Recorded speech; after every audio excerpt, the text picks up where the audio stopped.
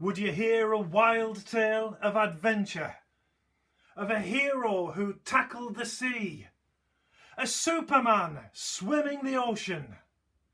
Then hark to the tale of Joe Lee. Our channel, our own Straits of Dover, had been swum by an alien lot. Our British-born swimmers had tried it, but that was as far as they'd got. So great was the outcry in England. Darts players neglected their beer, and Chancellor proclaimed from the woolsack as Joe Lee were the man for this here. For in swimming baths all round the country, Joe were known for his daring and strength. Quite often he dived in the deep end and thought nothing of swimming a length.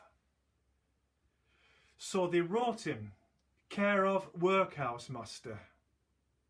Joe was spending the summer with him and promised him 2 Christmas puddings if over the channel he'd swim.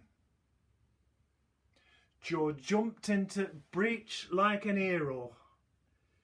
He said, all their fears I'll relieve, and it isn't the puddings I'm after, as I told 'em last Christmas Eve.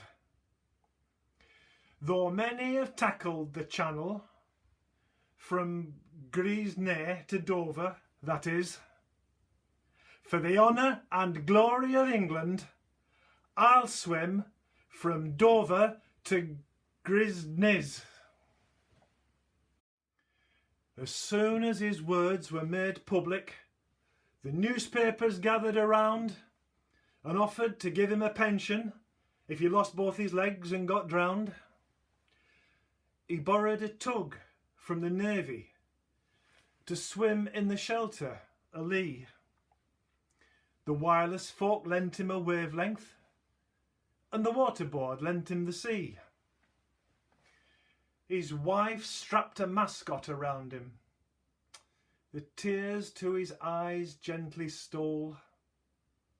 'Twas some Guinness corks she had collected and stitched to an old camisole. He entered the water at daybreak. A man with a camera stood near. He said, "Hurry up and get in, lad. You're spoiling me view of the pier." At last he were in. He was swimming with a beautiful overarm stroke, till the men on the tug saw with horror that the rope he were tied to had broke. Then down came a mist, thick as treacle. The tug seemed so distant and dim. A voice shouted, "Help! I am drowning."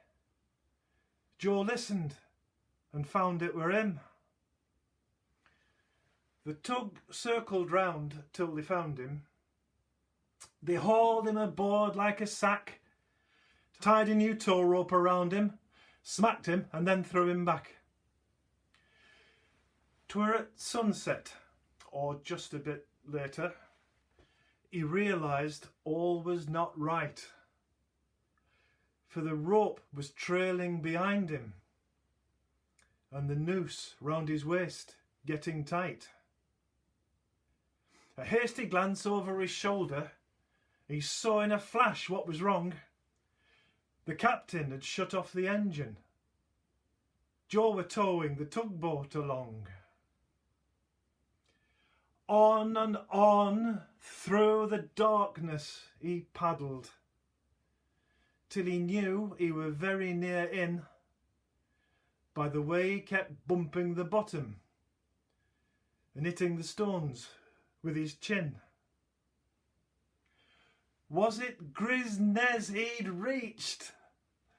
No, it wasn't, for the treacherous tide in its track had carried him halfway to Blackpool, and he had to walk all the way back. Poor old Jodie.